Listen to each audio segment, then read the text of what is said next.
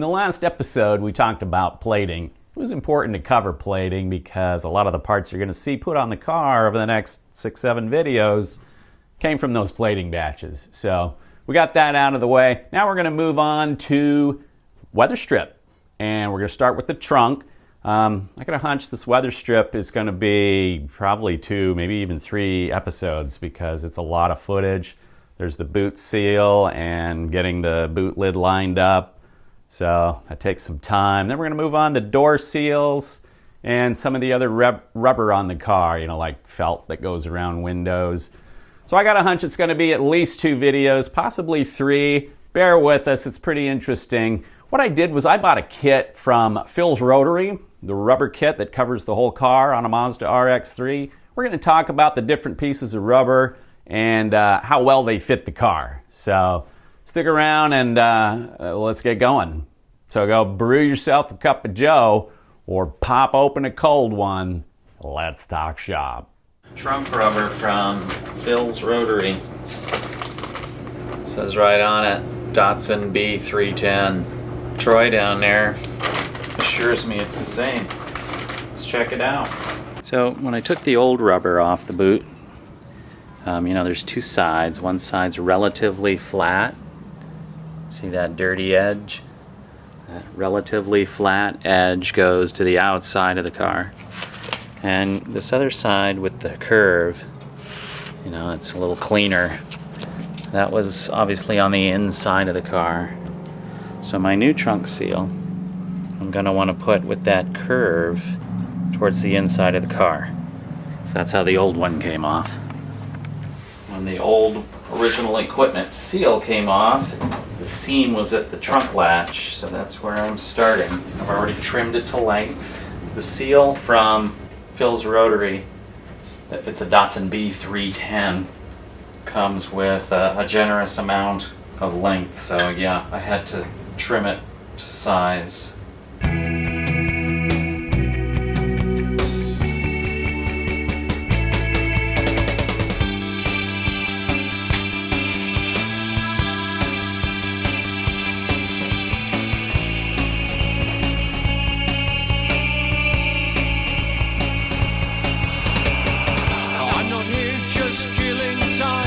I'm not winning any hearts and minds,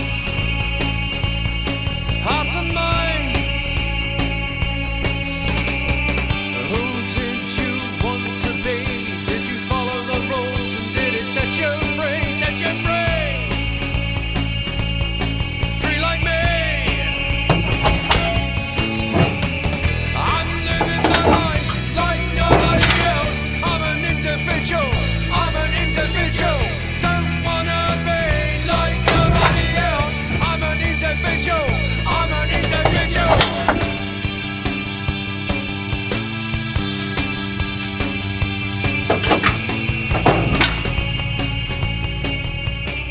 Today's all about putting some small bits and pieces on the car, replacing some nuts and bolts. For example, the boot lid. Yeah, I want to use like original, nice shiny nuts and bolts, not just, whatever the guy had lying around in his shop. Yeah, not working for me. So I got some new stuff. Put the new stuff on. This is stuff that I had powder coated to the car color. So, should look pretty good. So out with the old, in with the new. Now that I've got the rubber on for the boot, this doesn't close well anyway. It needed to be adjusted, and when I went to adjust it, realized he used old funky looking nuts and bolts. It was like, okay, well, that's gotta go. Question is, I've got flange nuts, flange bolts. Do I need lock washers? Let's go see what's on the green card. Love having an extra card lying around so I can see how shit was. I just checked my green card to see what the heck was on there. They weren't flange nuts and flange bolts. Regular bolt, regular nut, with a nice big fat washer. So the washers I have, though, I've got lots of new washers. The washers are actually smaller than the flange on these flange nuts and flange bolts, so just going to stick with the flange nut and flange bolt. You know, and this reveals the benefit of reusing factory nuts and bolts, because sometimes you just can't get the exact same thing that they put on from the factory. So, but, you know, I've got these all ready to go. I'm just going to go ahead and use them. The factory ones that are on the green car are going to stay on the green car. I'm living my life like nobody else. I'm an individual. I'm an individual. Don't wanna be like nobody else. I'm an individual. I'm an individual. I'm living my life all over myself. I'm an individual. So this boot seal from Phil's Rotary, it does sit up like a couple of millimeters high. Just seems like I'm struggling to make this thing fit. Want to get the gaps just right. I think we got a decent gap now. It's fairly even all the way. All the way up and back.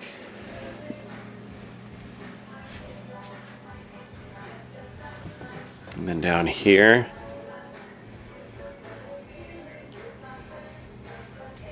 Now I can't currently close it because the striker plate and the latch are off at the platers. So once those are back from the platers, then I can really make sure this puppy fits and see. I don't know if you can see this, but the trunk striker plates goes. This is bent in. See how that's bent in? I'm kind of just noticing this right now. I'm like, what the hell? I'd like to fix that. You know, ideally I would pull this whole thing off and straighten it, but I mean, damn, so far along in this project, I'm contemplating a spacer to take up the space where the bent metal is. See what that is there? I stick a little rubber spacer in there. Or, you know, for now, I want to close the hood, so for now I'm just going to bolt it in. I mean, that's how it came off the car. Just didn't notice.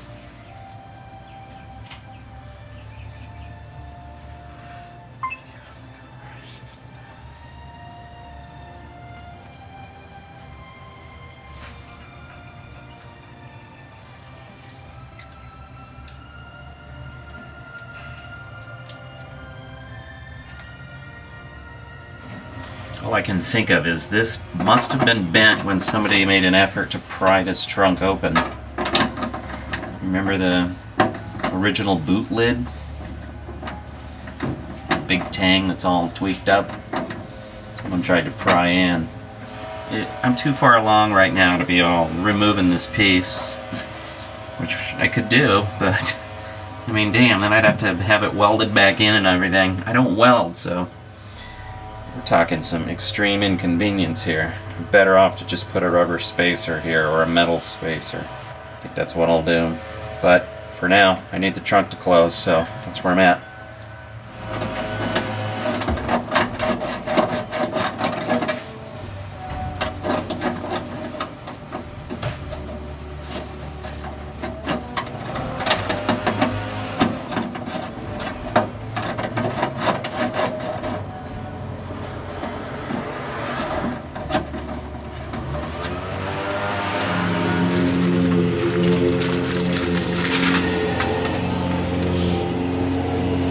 Good old Daryl's out there mowing the lawn for me. He's the man.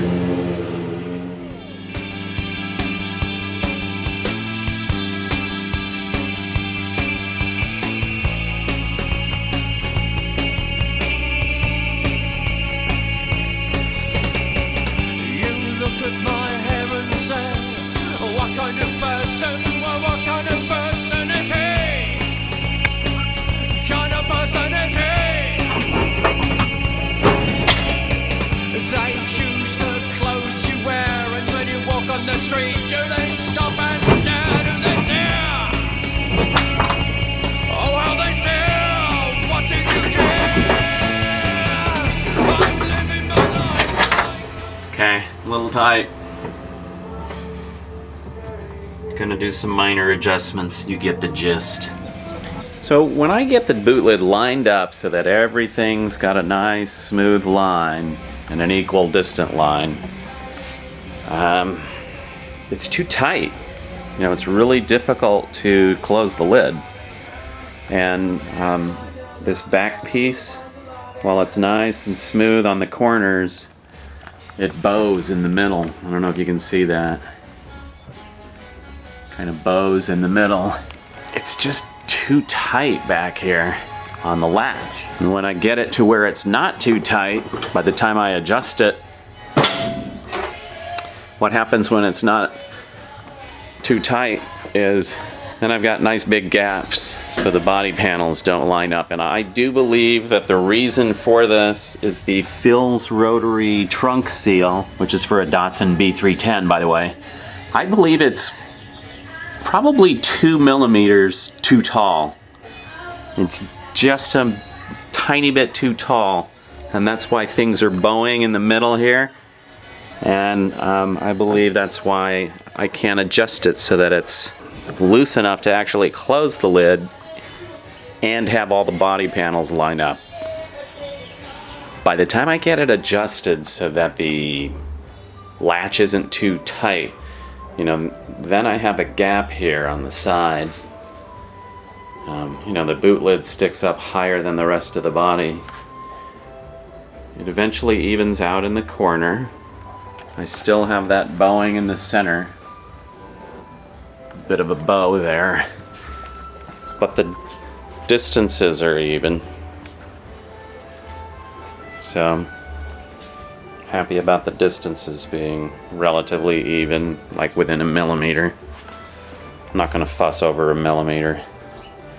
So I'm hopeful that by leaving the boot lid closed over the next couple of weeks, maybe even applying a soft weight to the edge that's sticking up, I'm hopeful that the rubber will conform to its new shape and give a little bit. And hopefully we can reduce the protrusion of the boot lid higher than the rear quarter panel. Okay, so the boot seal is tight. I've let it sit closed for several months actually while I did other things on the car.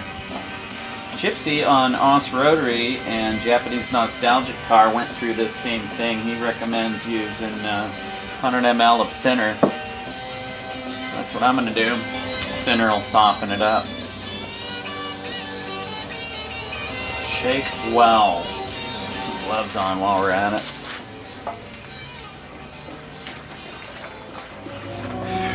See what we got here. Got some little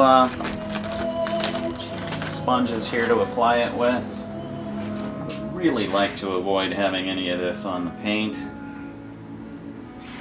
So I'm gonna rub it in little by little.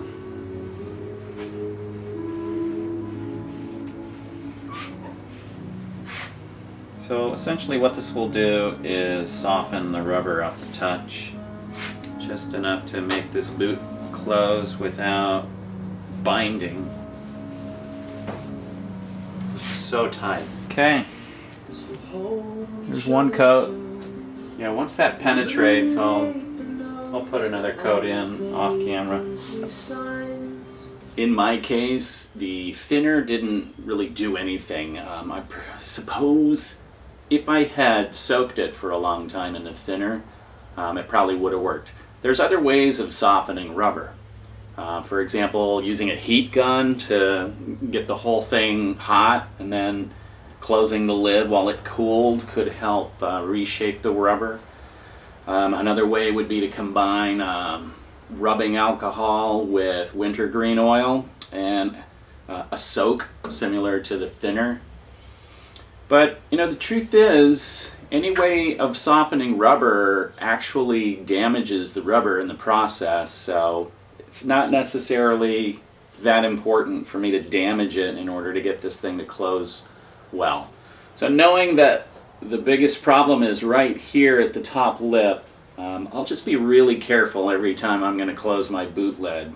The part that's at risk is this metal strip here. Not sure what that's called. But I'll make sure that as I close the lid, you know, if I'm gentle with it, it's not going to bow as bad. So that's where I'm at. I'm not going to take the softening of the rubber any further, and there we go. The finishing touches on the Phil's Rotary rubber is to just shore up this seam here. A little super glue.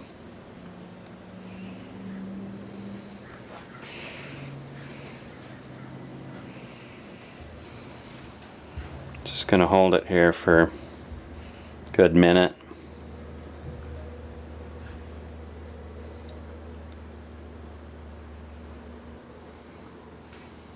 It's good. Just going to make sure every bit of it's covered. A little bit of spillage here, so picking it up.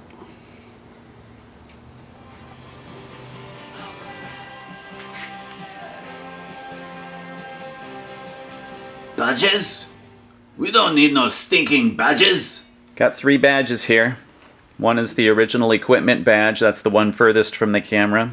And I've got 2 that I picked up from eBay. The one in the foreground from a seller that goes by Mijio82. That's Mijio 82. He's in Malaysia. Has a fine reproduction badge. Very cheap too. At the time that he first started selling them, I got it for 38 bucks delivered to my door. They're a little bit more now. The one in the middle, a guy in Australia named Revving It All Day. His is about 45 bucks delivered to the United States. I think his is a little bit better. The one from Mijio 82 has a bolder black in the background, but if you'll notice, the one from Revving It actually has the beveled letters. See the bevel on the letters? And that's kind of absent from the one from Malaysia. So the Australian-made badge seems to be a little more accurate to the original equipment badge, which of course is in the back there. I think I'm going to go with the one from Revving It All Day. It's a little bit more accurate. The dimension, I might add, the one from Australia is a little bit shorter. You see how it's, first of all, we're lined up here. Everything's lined up. But if you go on this end, the one from Australia is a little bit shorter, like 1 or 2 millimeters shorter. No big deal. I'm going to just go ahead and use that one. It's probably the most accurate reproduction. So, nice badge. You know, and originally I was going to just use my old badge. I was going to pretty it up, shine it, paint the background black, but man, for 40 bucks, 45 bucks, why mess with it? Somebody's already got a nice reproduction. Brand new. Done. I've got the holes there. I've got the clips, but I want to be able to get this off again if I decide, if I find an OEM badge, a new old stock OEM badge, I might go for it. So, gonna use double-sided tape. Got me some 3M nameplate repair tape, 0.030 inch. It's 4.5 millimeters wide. The tape did turn out to be a little bit wide, like between the M and the A and the Z. It's a little narrow at the base, so I had to trim up the tape, and then actually needed it wider at the top of the M and like at the top of the D. So I cut little notch parts, you know, little add-on sections that I could stick up in those wider sections.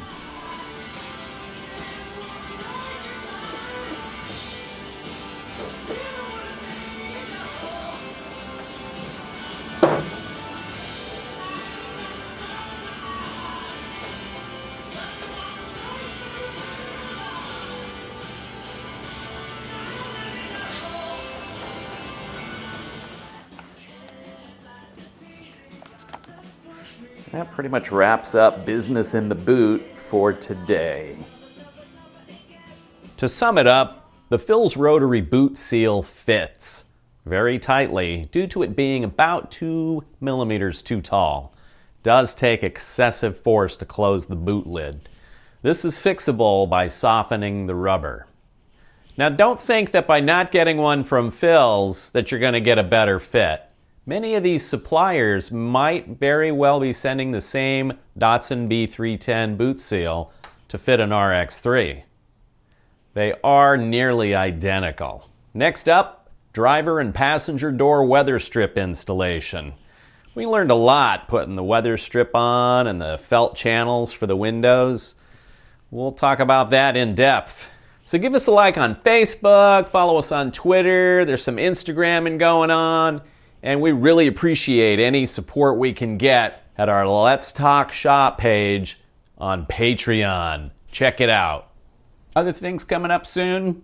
Fuel tank, electrical. I've also got some brake line and fuel lines. Those are coming up. Thanks for watching Let's Talk Shop. If you're new here, subscribe. Watch our previous episodes. And don't miss out on the upcoming Weatherstrip, fuel tank, and electrical videos. Peace out, brother.